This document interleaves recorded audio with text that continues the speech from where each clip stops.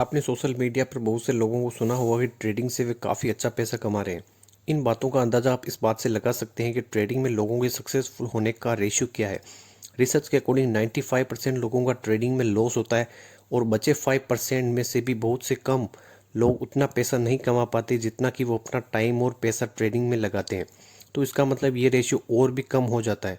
तो इस वीडियो में हम बात करेंगे कि क्या ये रेशियो बढ़ाया जा सकता है, इसकी आगे हम चर्चा करेंगे। देखिए, आप सभी जानते होंगे कि एक छोटी अवधि को ध्यान में रखते हुए शेयर लेते बेचते हैं तो ये ट्रेडिंग है, इन्वेस्टमेंट नहीं। एग्जाम्पल के लिए आपने अपने लिए एक बिना बेचने के इरादे से घर खरीदा तो ये एक इन्वेस्टमेंट है। लेकिन यदि आप घर सिर्फ इसलिए खरीदते हैं ताकि आप उसे बाद में कुछ टाइम बाद एक अच्छी कीमत पर बेच सकें तो ये ट्रेडिंग कहा जाएगा। आपने सुना होगा कि शेयर मार्केट में बहुत पैसा है, लेकिन फिर भी इसे कुछ परसेंट लोग ही कमा पाते हैं। लेकिन इस रेशियो को बढ़ाया जा सकता है। लेकिन आम लोगों का शेयर मार्केट को लेकर जिस तरह का माइंडसेट होता है उससे तो बिल्कुल भी नहीं। आपको इस मार्केट में पैसा बनाने के लिए उन 1% लोगों की कैटेगरी वाले माइंडसेट को समझना होगा, तभी आप इस मार्केट में अपनी किस्मत बना सकते हैं। और ट्रेडिंग ही वो जरिया है जिससे कम टाइम में ज़्यादा पैसा बनाया जा सकता है और गंवाया भी जा सकता है। लेकिन हमें सिर्फ पैसा कमाने के बारे में देखना है, तो इसके लिए क्या ज़रूरी है। तो इस वीडियो में हम यही चर्चा करेंगे कि क्या वो टिप्स और ट्रिक्स है जिसकी वजह से हम ट्रेडिंग में सक्सेसफुल हो सकते हैं। तो इस वीडियो को एंड तक देखें और मैं दावे के साथ कह सकता हूं कि आपको ट्रेडिंग में सक्सेसफुल होने में काफ़ी हेल्प मिलेगी।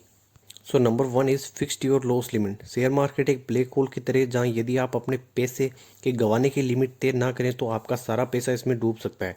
Trading is just like a business. जैसे बिजनेस में हर कोई सफल नहीं हो सकता, वैसे ही ट्रेडिंग भी है। So make sure your loss limit, एक अमाउंट जिसे आपके लॉस होने पर आपकी टोटल लगाई हुई कैपिटल पर कोई ज़्यादा इफेक्ट नहीं पड़ेगा, उतनी लिमिट आप तय करके रखें। Now number second is put stop loss on every trade. Mainly आपको अपने पैसे को बचाने के लिए स्टॉप लॉस का यूज़ करना होता है ताकि आपकी ज़्यादा कैपिटल का लॉस ना हो। जैसा कि father of trading, hedge fund manager और ऑथर लेरी हाइट कहते हैं कि यदि आप बेट नहीं लगाते हैं तो आप जीत नहीं सकते, और यदि आप अपने सभी पैसे को खो देते हैं तो आप बेट नहीं लगा सकते। वर्ल्ड के कुछ सर्वश्रेष्ठ ट्रेडर्स के इंटरव्यू के बाद उनका कहना है कि आप किसी भी ट्रेड पर अपनी टोटल कैपिटल का 1% से ज़्यादा लॉस ना करें जिससे आप मार्केट में बने रहें। नंबर थर्ड आता है डोंट डू एवरेज। जब आप कोई 500 का स्टॉक बाई करते हैं और ये उम्मीद करते हैं कि प्राइस डाउन जाने पर आप और बाई कर लेंगे, जैसे 490, 485 और 500 से नीचे कुछ भी, ये उम्मीद रखें कि प्राइस ऊपर जाने पर नुकसान को तेज़ी से ठीक करने में हेल्प मिलेगी। लेकिन अनफॉर्चुनेटली ये उम्मीद एक सही ट्रेडिंग स्ट्रेटजी नहीं है। स्टॉक की प्राइस ट्रेंड में रहती है, जैसे कि लंबी अवधि के लिए ऊपर या नीचे, और एवरेज करने के लिए बाई करना शायद एक दो बार काम कर सकता है, लेकिन यूजुअली लंबे टाइम में ये पैसे खोने की स्ट्रेटजी है। गिरते हुए स्टॉक को और अधिक बाई करके डेफिनेटली आप ट्रेडिंग की गलती को ठीक करने की कोशिश कर रहे हैं, लेकिन एवरेज करना ही है तो थोड़ा वेट करें और उसे टाइम दें जब तक कि शेयर और ना गिरे। लेकिन जब आप स्टॉक ऑप्शन और इंडेक्स ऑप्शन बाई करते हैं जिसकी एक्सपायरी में सीमित टाइम होता है तो एवरेज करने की स्ट्रेटजी काफ़ी गलत साबित हो सकती है। इसलिए हो सके तो एवरेज करने से बचें। नंबर फोर्थ आता है keep up with the trend. Share by करते टाइम हम उन शेयर को पिक करते हैं जिनकी प्राइस गिर गई है और जो महंगे हैं हम उन्हें बेच देते हैं। ऑल्दो ये इन्वेस्टिंग के नज़रिए से काफ़ी अच्छी स्ट्रेटजी है, लेकिन ट्रेडिंग में ये गलत साबित हो सकता है। शेयर की प्राइस ट्रेंड में होती है, यानी एक टाइम में ये एक डायरेक्शन में ऊपर या नीचे चलती है। ट्रेंड के खिलाफ जाना, गिरते हुए शेयर को खरीदना या जो बढ़ जाए उसे बेचना, ये एक खराब ट्रेडिंग स्ट्रेटजी है। हम सभी खरीदने के लिए तैयार रहते हैं जब डिस्काउंट सेल लगी हो, लेकिन ट्रेडिंग में उस शेयर को खरीदना चाहिए जो ऊपर जा रहा है और उससे बेचना चाहिए जो नीचे जा रहा हो। नंबर फिफ्थ आता है leverage is a weapon. Leverage आपको फ्यूचर और ऑप्शन में मिलती है। इसे हम किसी और वीडियो में अच्छे से समझेंगे कि लिवरेज क्या होता है, लेकिन अभी आप इतना समझ लीजिए कि आप फ्यूचर और ऑप्शन में ट्रेड करते हैं तब आपको ब्रोकर द्वारा लिवरेज दी जाती है।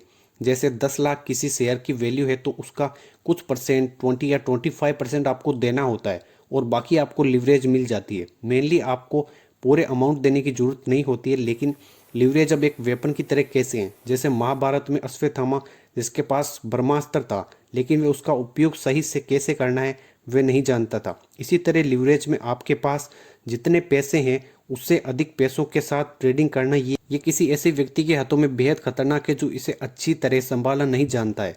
लेकिन सही होने पर जल्दी से आप पर्याप्त प्रॉफिट अर्न कर सकते हैं।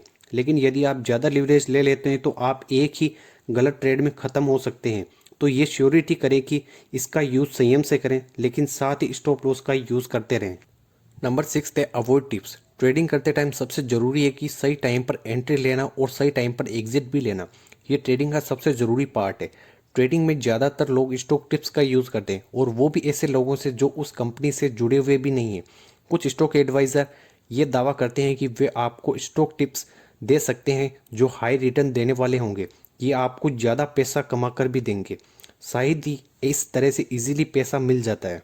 और बहुत से स्टॉक एडवाइज़र सोशल मीडिया पर भी फैले हुए हैं जो अनवांटेड स्टॉक टिप्स के एसएमएस और एमएमएस जो पंप और डंप वाले घोटाले के लिए यूज़ करते हैं।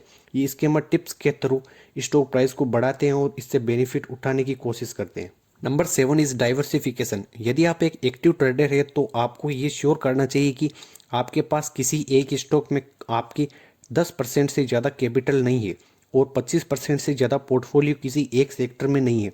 हालांकि डाइवर्सिफिकेशन रिटर्न कम करता है, लेकिन रिस्क भी कम कर देता है, और ट्रेडिंग में शुरुआती सालों में रिस्क कम करना काफ़ी ज़रूरी है। And thank you so much for watching this video, and we will be very soon in the next video.